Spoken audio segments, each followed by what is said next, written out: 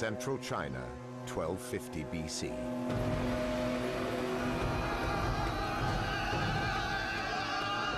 The Shang dynasty is at its height. Charismatic King Wu Ding rules. By his side, Fu Hao, his warrior queen, commander of armies, invincible in battle. For years, archaeologists could only speculate about who the mysterious Shang were and where they came from. Now, 3,000 years later, science reveals a highly advanced civilization. Also makes you wonder what he was doing with his right side. And a true picture emerges of the achievements of China's first dynasty.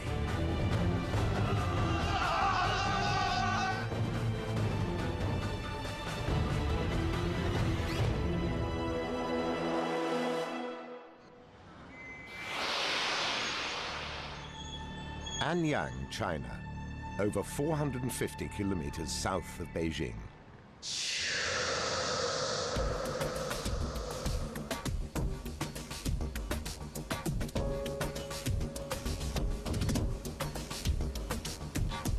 Ever since 1928, this unassuming city has been a magnet for scholars of the ancient world. For Anyang is the birthplace of Chinese archaeology. It's the longest-running excavation in China and one of its most important. 2009. Archaeologists from across the globe converge on Anyang. Their mission is to crack the puzzle of the Shang dynasty. Chinese history is full of colorful stories about the Shang, but no one knew what was legend and what was fact. In their quest for the truth, the archaeologists have to look back to 1976 and the discovery of a lone tomb in a farmer's field. Like the tomb of Egypt's Tutankhamun, it is full of riches worthy of a king. 15,000 tombs have been found at Anyang, but this one is unique. For it's the only unlooted royal tomb of the Shang era. It would have dawned on them rather slowly as they excavated this tomb that, in fact, they had found the largest unlooted Shang tomb that's ever been found. I mean, this is essentially the King Tut tomb of China. The tomb dates to just 75 years after Tutankhamun's burial and 1,000 years before China's first emperor. Packed full of treasures, the tomb contains finely carved jade creatures and figurines, bone and ivory artifacts exquisitely carved, thousands of cowrie shells, over 100 battle axes, spears, and daggers with lethal blades, and an impressive collection of beautiful, intricately made bronze vessels. It's clearly the tomb of a leading military commander or wealthy prince. But when archaeologists decipher the name on some of the bronzes, they are in for a surprise. This is the tomb of a woman, the legendary Fu Hao. She's believed to have been one of the 3 main wives of King Wu Ding. He may have had as many as 60. Of all of King Wu Ding's consorts, Fu Hao is by far the most prominent. You could perhaps argue that she's favored somehow. The Shang were known to be invincible warriors. The contents of Fu Hao's tomb suggest one reason why. There are over 100 different weapons. Now, this one, interestingly, is sort of it's almost like a hybrid between a battle axe and this, which is more spiky. You would either swing it like this, or with one hand like this, and perhaps holding a shield. So not only could you hack somebody with it and the blade go into them, you can also lop heads off. The large number of weapons suggests Fu Hao was involved in military campaigns. The weapons are testimony to her military prowess. And the discovery of a bronze ewer axe suggests she was of high rank. Fu Hao has a very famous example. The blade is about 1 foot wide. It's the largest ewer axe, I think, that's been found so far. Now, this not only indicates status, but probably warrior status.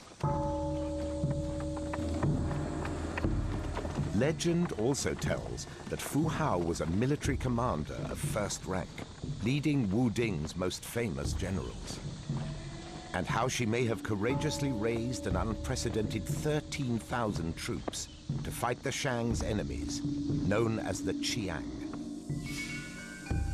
All the evidence suggests Fu Hao was indeed a warrior. Campbell searches for even more clues to her military career. He has a fantastic aid to find out more about Fu Hao, a resource almost unparalleled in this era of history. These are oracle bones. The Shang were one of the first civilizations to have writing. Tiny inscriptions record the questions Wu Ding and his successors posed to their dead ancestors, scratched onto animal scapulars and turtle shells.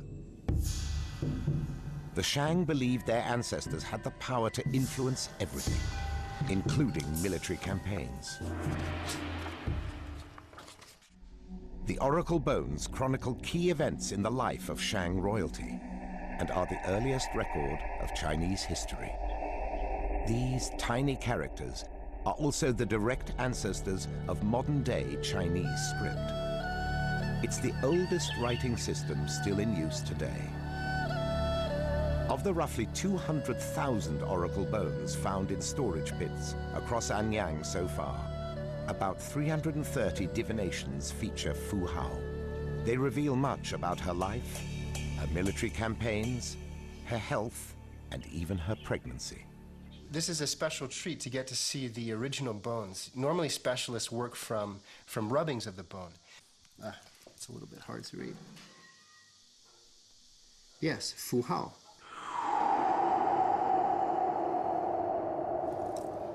The text is tiny, and scholars still struggle to interpret all of the characters, but Campbell arrives at a ballpark meaning.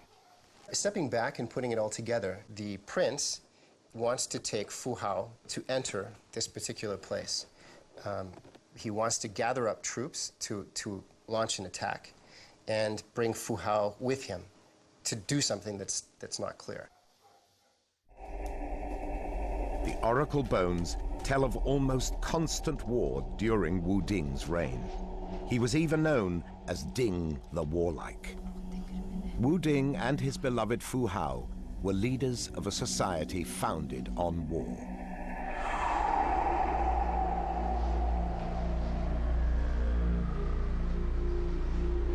And a macabre discovery in her tomb suggests a possible reason why.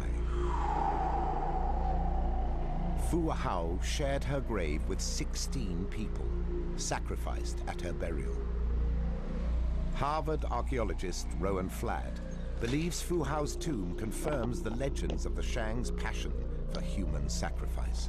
So this is a plan of Fu Hao's tomb. There was one in this pit, which was underneath Fu Hao herself.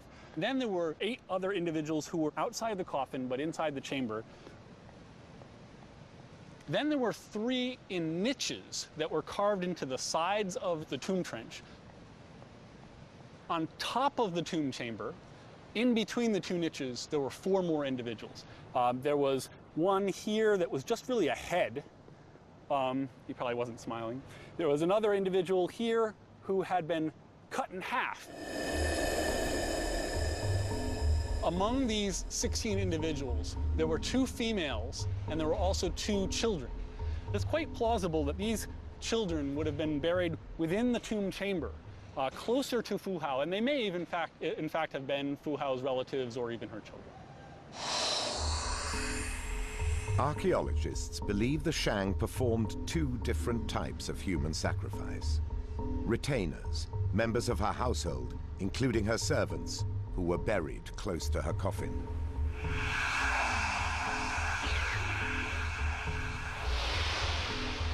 And people who were offered up as ritual sacrifices. Experts think these were prisoners of war from outside the Shang kingdom. Occasionally, these individuals would have had their heads chopped off. We find pits with heads alone, and then other pits with headless individuals, for example. The scale of human and animal sacrifices at Anyang was enormous. In total, we have thousands of human sacrifices of the various sorts. It seems as if the Shang's reputation for human sacrifice is justified.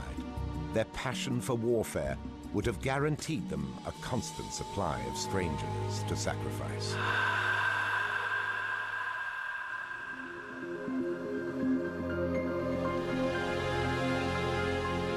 The weapons and human sacrifices buried with Fu Hao confirm the legend of the Shang as warlike. But the treasures in her tomb would reveal a different side to China's first dynasty.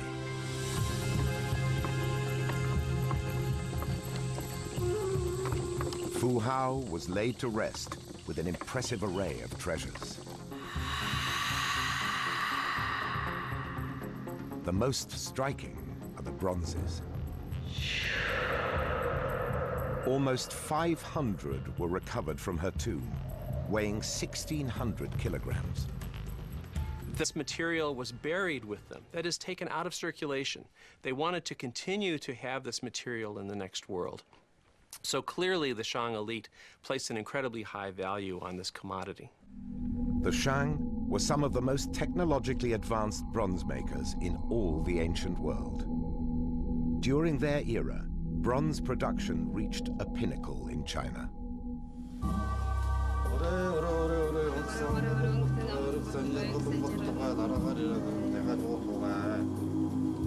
Bronzes were status symbols, as important in life as in death. Fu Hao and King Wu Ding used them for ritual ceremonies.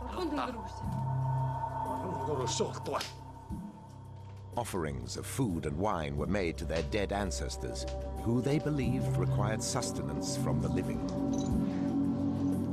Other ancient civilizations were working with gold and used it in abundance in royal tombs. Gold was available across China, but there's no trace of it in Fu Hao's tomb. One very interesting question is, why don't we see more gold in this rich, powerful, complex society? We value gold because it's shiny, it doesn't tarnish, it's found in smaller quantities, so it's a rare commodity. But that doesn't necessarily mean that the Shang would have had these same attitudes towards this metal.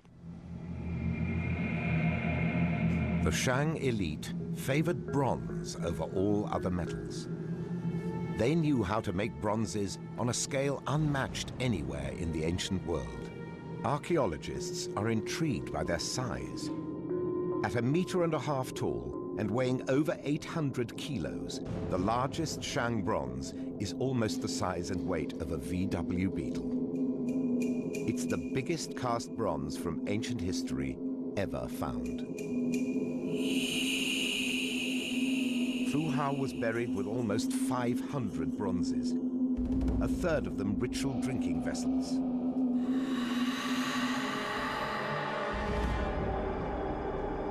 Archaeologists wanted to find out how they made them. They excavated several bronze foundry sites at Anyang. One recent discovery unearthed 90,000 fragments of clay molds, revealing the complex process the Shang used to produce such intricate vessels. First, a full-scale clay model is made with basic decoration. Clay is applied to create an outer mold, and fine details, often patterns and animal motifs, are added. The Shang used the highly sophisticated piece mold casting method, cutting the mold into sections, reassembling them with an inner core, before pouring the molten bronze inside. They also improved the characteristics of the bronze itself. Hundreds of years of experimentation led the Shang to perfect their technique. A combination of copper, tin, and lead ores would mean they could produce bronzes of the finest quality. Experts conclude the Shang were some of the greatest bronze producers in history. Analysis of residues in some of the vessels reveals the Shang would have used them for drinking rice wine. But the metals might have affected what Fu Hao was drinking. Now a team of toxicologists at Boston's Children's Hospital decide to investigate. Doctors Mark Kellogg and Terence Law normally analyze blood and urine samples, but today they're analyzing water and wine. They're working with 3 modern-day bronze vessels made with copper, tin, and lead. The first 2 hold water and white wine,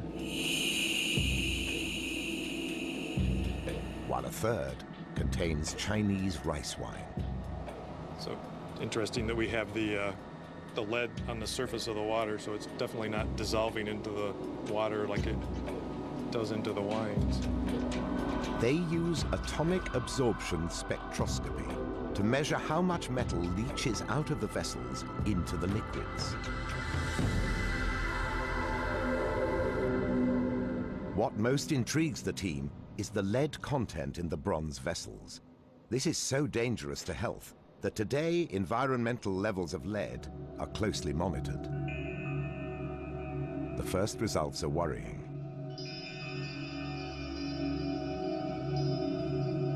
It's the high acidity of the rice wine that does the damage. After just 1 minute, the lead reaches 2,500 micrograms per liter. This peak here with this amount of absorption is a very high level of lead. It would be toxic to a human.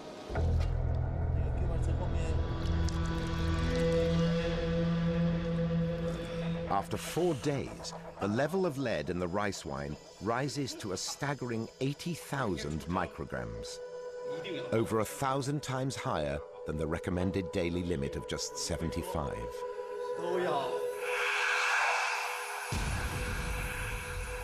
The Shang were drinking a highly toxic brew. It's hard to imagine that the Shang actually ingested these fluids with the amount of lead that was present. I mean, we handled this with gloves. We're afraid to touch it. We're going to have to dispose of this through special pathways. And the Shang were not occasional drinkers. The volume of bronzeware found at Anyang suggests drinking was a key part of Shang life and might explain why later dynasties portray them as heavy drinkers. And then another limitation is going to be the Shang. Medical toxicologist Dr. Alan Wolfe looks at the results. 2,590 micrograms per liter of lead, just amazing in just 1 minute. That's incredible. Lead poison might explain why the Shang died so young. Analysis of skeletons show men lived to an average age of 35, while women lived to just 30. Drinking lead-contaminated wine, 500 mLs or a liter per day, that could be life-threatening within weeks, in my opinion. Even if it wasn't, they would undoubtedly have the serious effects of chronic lead poisoning. Lead is a neurotoxin and can cause changes in behavior and personality. In high quantities, lead attacks the central nervous system, resulting in seizures or coma. Fu Hao's skeleton didn't survive for scientists to discover how she died. But is it possible lead poisoning may have killed her? We don't have Fu Hao's body. We speculate a lot about what her life was like. But the fact that there were so many bronze ceremonial vessels, drinking goblets, and materials found in her burial site suggests that, without a doubt, Fu Hao, if she was drinking contaminated rice wine, she would have suffered the effects of chronic lead poisoning, and who knows, it may have even shortened her life. It seems the Shang's passion for bronze may have proved deadly. As the archaeologists examine the 1900 treasures in Fu Hao's tomb, they piece together a picture of this extraordinary ancient warrior queen.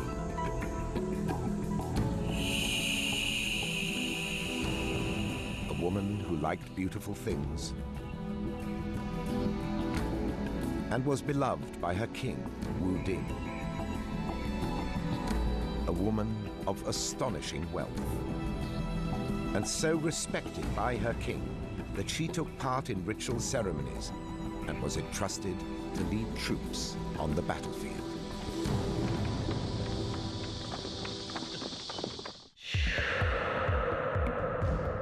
King Wu Ding's capital at Anyang is in the Yellow River Valley, over 450 kilometers south of Beijing. When he buried Fu Hao, his kingdom was about the size of New Mexico. As the archaeologists investigate the contents of her tomb, they realize Wu Ding's connections stretch far beyond the borders of his kingdom. Trade flourished under the Shang. Historians had recorded that they increased trade and brought the Shang kingdom to a height of prosperity never before seen. Now, archaeology would add weight to that argument.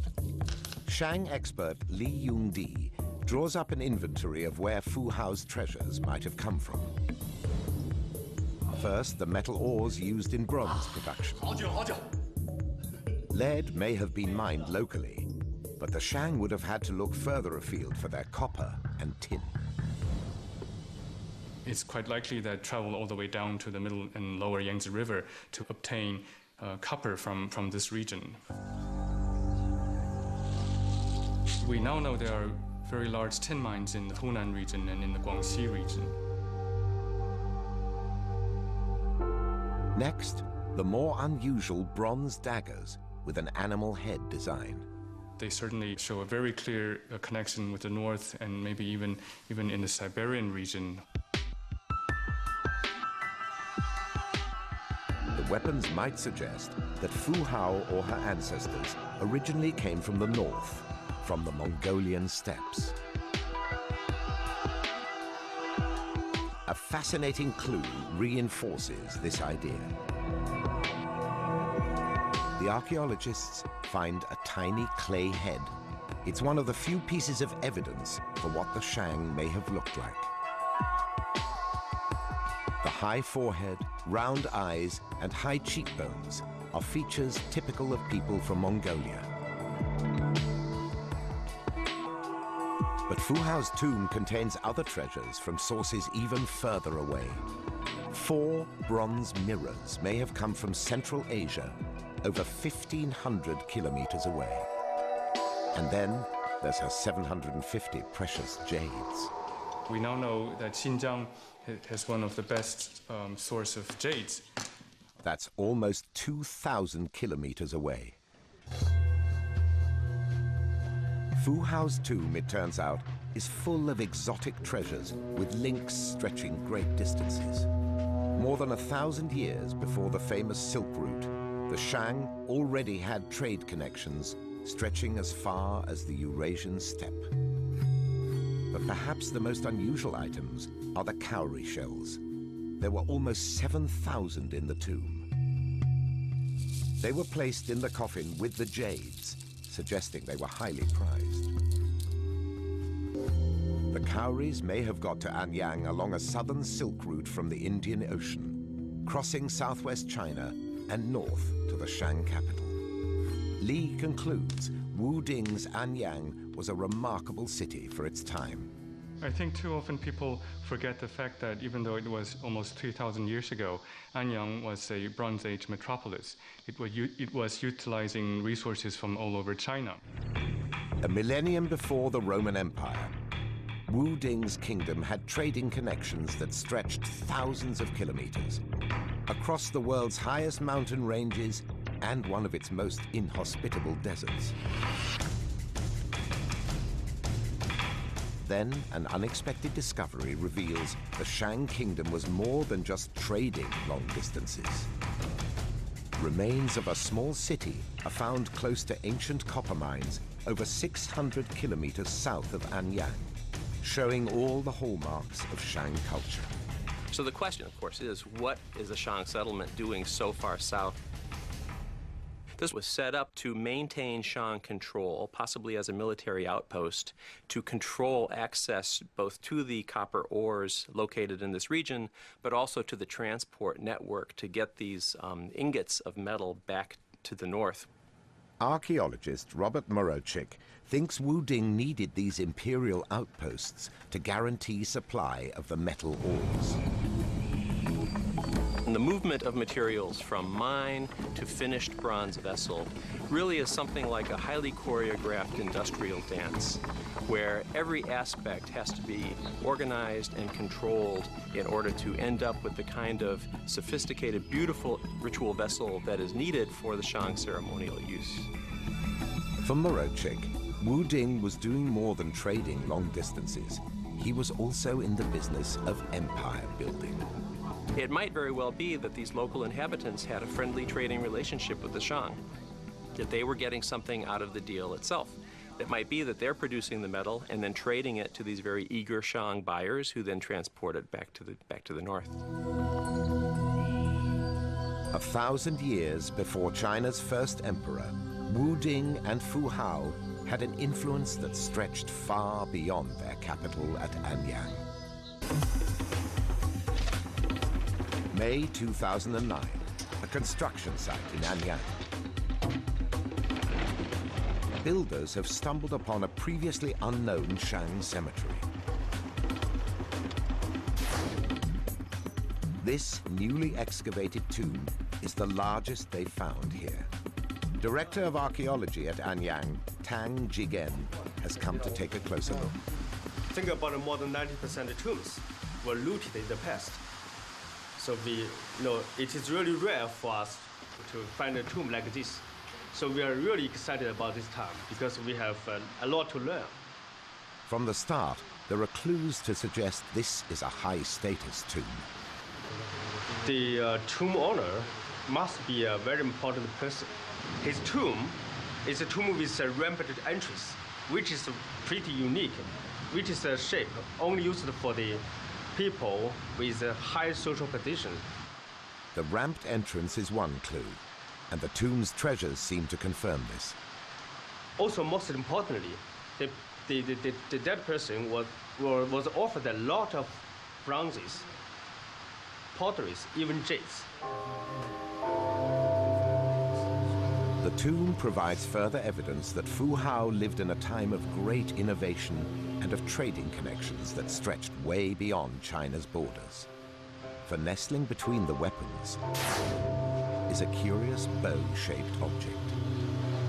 It's quite possible these two objects are imported from the north or northwest. So we have strong evidence to suggest that these two are used for driving of chariots. Chariots.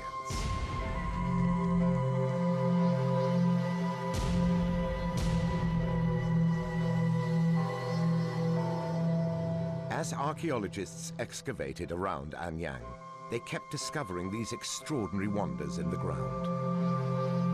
Chariot burials over 3,000 years old have been unearthed, complete with horses and charioteers. The wooden structure has long since disintegrated,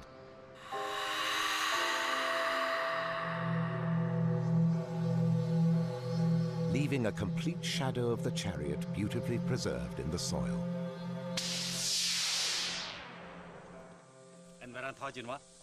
Though many have been found around the world, it's believed these chariots are the first in China.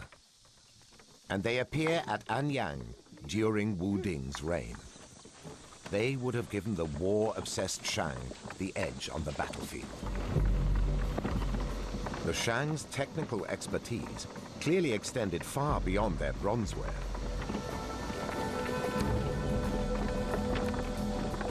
But the real mystery is that no chariots have been found in China from before Wu Ding's reign.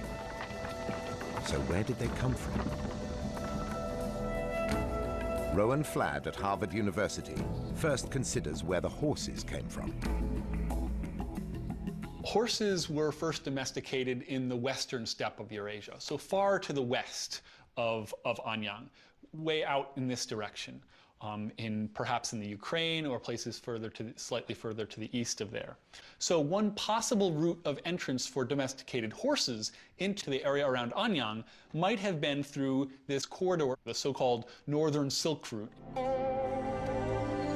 So the Shang may have been using their established trading routes to bring horses in from the west. And it seems they could have spotted the chariot at the same time. I think chariots clearly came from western parts of Eurasia, the western steppe. Did they come through the Gansu corridor from where we already have domesticated horses? Or perhaps they came up here through the eastern steppe. All of these are possible routes through which the chariot was first experienced and then adopted from. The Shang already had wheeled vehicles. But the evidence suggests the chariots they go on to create were a product of ingenuity and the sharing of ideas. The chariots are pretty sophisticated technology. They have very sophisticated use of bent wood. The spoked wheels that exist in chariots are a technological advancement. These aspects of the chariotry would have been difficult for people to develop independently, I think, and would have perhaps required the people in the Anyang area to have had some additional stimulus from interactions with people who were using chariots outside of this region. Wu Ding was king of a dynasty that was both ingenious and innovative. The Shang proved to be as technologically advanced with the chariot as they were with their bronzeware.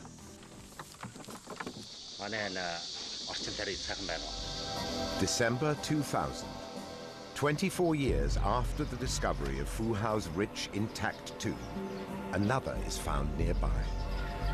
And this one would also reveal an incredible story.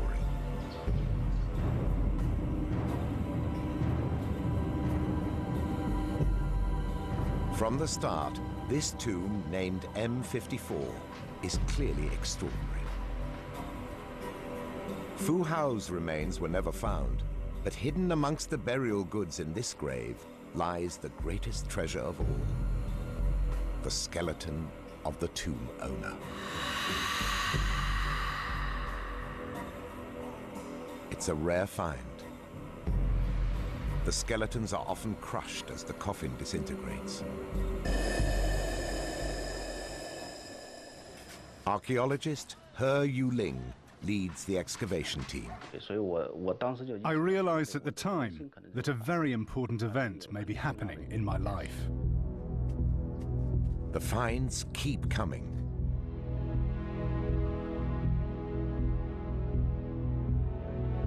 Fragments of gold are found, suggesting the coffin was once decorated in gold leaf.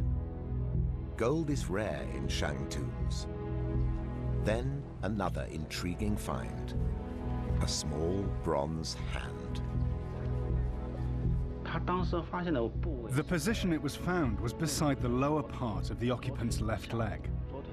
Here, beside the left shank. Here is where we found it. Its position suggests the hand was originally in the coffin. Since the real hand was never found, perhaps this oddity was a very early artificial limb. Fu Hao was laid to rest with a large collection of bronze weapons. So too was this tomb owner. Some feature the unusual animal head designs typical of the far north, and others bear a name. Ya, or General Chang. The earliest record of the Chang family dates back in the Oracle Bones, and the records continue all the way to the Western Zhou dynasty. From these discoveries, we can see that this family name is of great importance. Ya Chang lived during the reign of Wu Ding's son. Like Fu Hao, he was a warrior, and an important one. You can see, we get most of the bones. Archaeologists Jing Ji Chun and James Burton investigate how he died. Curiously, Ya Chang's remains were surrounded by peppercorns, and some are embedded in the bones. As Jing and Burton look closer, they discover the bones are riddled with injuries. Here's rib bones and with a cut mark, very obvious cut mark here, and so it's all on the left side.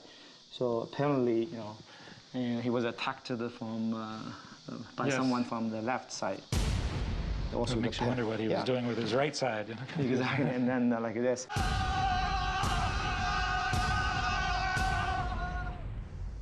A deep crack in Ya Chang's left thigh bone is evidence of another severe injury. But as Jing and Burton explore the bones further, they discover the deepest injury of all. His hip bone bears the scars of a huge blow, most likely from a battle axe. We believe the infection from a wound was terminal. So these were probably the mortal wounds that resulted in his death. So that suggests he was actively involved in combat while he had his position. Exactly. Like Fu Hao, Ya Chang was buried with human sacrifices. 9 are ritual sacrifices, believed to be war captives, outsiders from the frontier regions. The other 6 are so-called retainers, members of Ya Chang's household, and scientists can't wait to get their hands on them.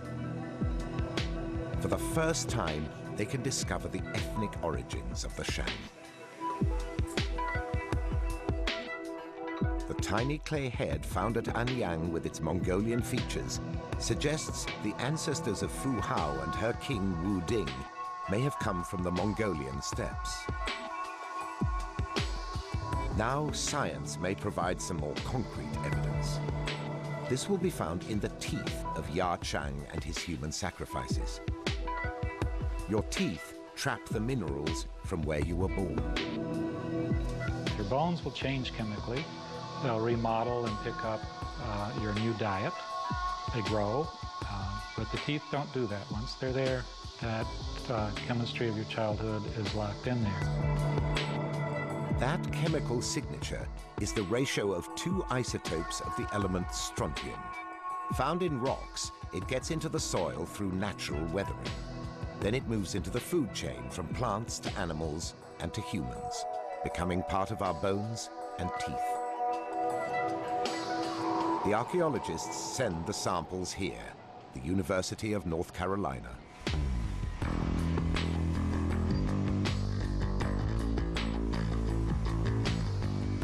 A tiny amount of enamel is scraped off the tooth. The analysis requires a sophisticated piece of hardware called a mass spectrometer.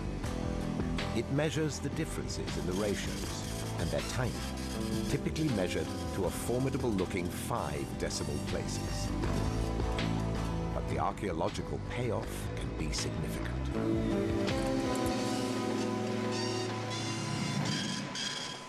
When the results come out, there's unexpected news. It just turned out that when we got that first set of data, it was completely backwards. Here's the result for the strontium analysis. Jing plots the results on a graph. The horizontal red striped area represents the local strontium signal.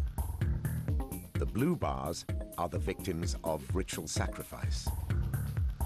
The analysis places these people within the local range. Science overturns all previous assumptions. They are not war captives as everyone had thought, but locals. The range of the results is large, suggesting Ya Chang's household contained a mix of people from across China. 3 of the 6 retainers are most likely from the north. And Ya Chang, it turns out, is also an outsider. The strontium signal in his teeth is the strongest of all. Curiously, Ya Chang came from a different place to the rest of his household. It was really exciting when Gene came back and said, well, that's clearly the strongest non-local signal. Actually, my first reaction was, this is a little too neat. The results spur Jing and Burton on to find out more. If not from Anyang, where did Yachang come from? The animal head weapons found in his tomb could suggest he was from Mongolia or even Siberia. Oxygen isotopes in his tooth enamel are now analyzed to try and solve this mystery once and for all. Water is made up of both hydrogen and heavy and light oxygen atoms. As rainfall moves in from the coast, heavy oxygen falls out of the atmosphere, leaving lighter and lighter water as you move inland. The oxygen in his teeth is the heaviest of all the samples that we've measured, and that's consistent with being closer to the ocean, which would imply further, possibly towards the southeast. Fu Hao's lord, King Wu Ding, was a visionary. Anyang flourished under his leadership.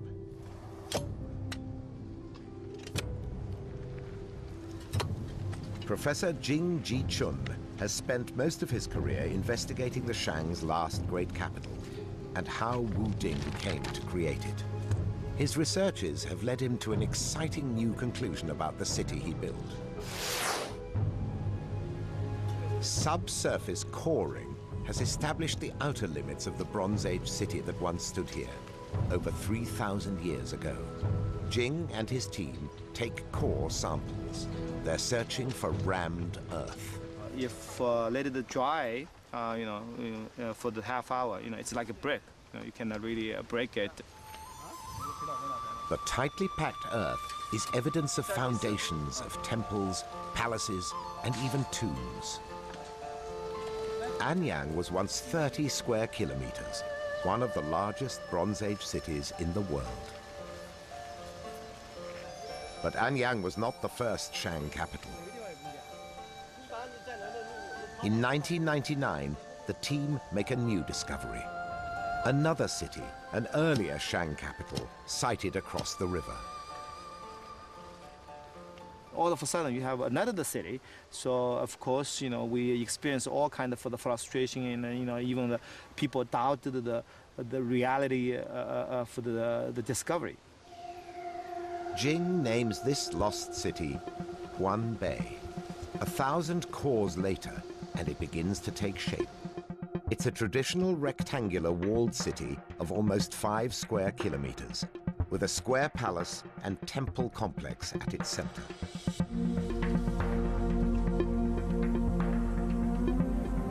As they reach the city's foundations, they make an intriguing find, a layer of red burnt earth. Very interesting. All the buildings within the interior city is covered by this is a layer for the red burnt earth, which suggests the whole building, the settlement within the interior city was burned down by the single fire. When they examine the cores, unusually they find no evidence of human life. This leads Jing to a dramatic conclusion. The fire was deliberate. The people who built this city, built this urban settlement, decided to move the settlement to somewhere else. So they set the fire. They don't want to leave anything in here. So, and this is a very interesting story we can tell.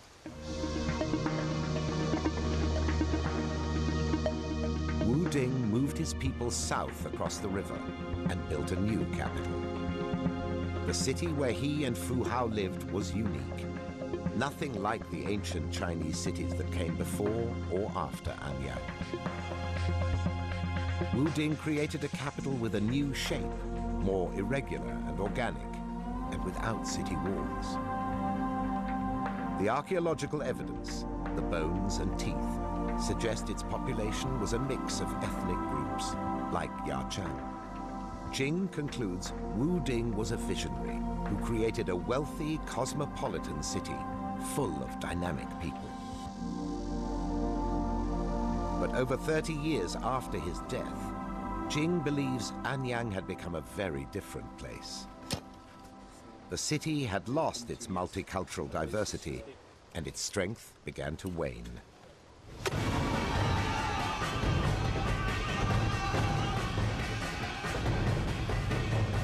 Seizing the opportunity, the Shang's neighbors and adversaries, the Western Zhou, swept into Anyang. The Zhou advanced eastwards to take control of central China.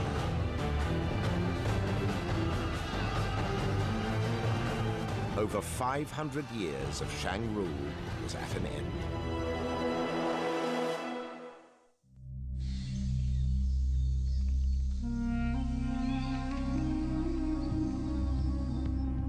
China's first dynasty developed the first known writing in East Asia.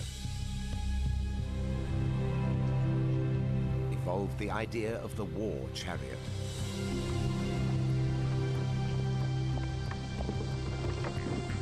And brought bronze making to its most advanced form in all the ancient world. And the woman at the heart of this civilization was the warrior queen, Fu Hao.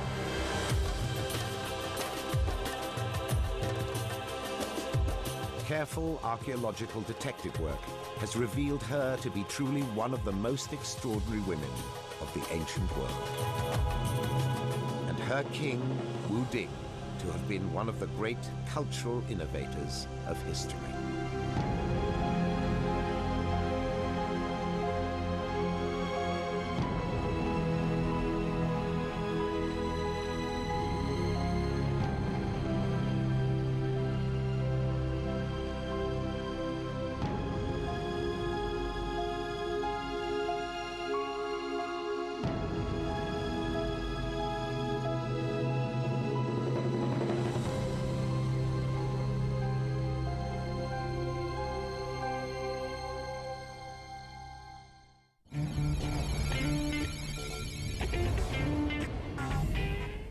Discovery Science. É uma bela guilhotina de amígdalas. Uma loja onde a ciência se une ao macabro. Ah, meu Deus. Bizarrice. Quintas, no Discovery Science. Alguns cortes por aqui. Ajustes por ali. Voltas por lá. É o dia a dia destes trabalhadores. Nós temos um problema aqui. Como de qualquer outro. Homens de Madeira. Terças, no Discovery Civilization.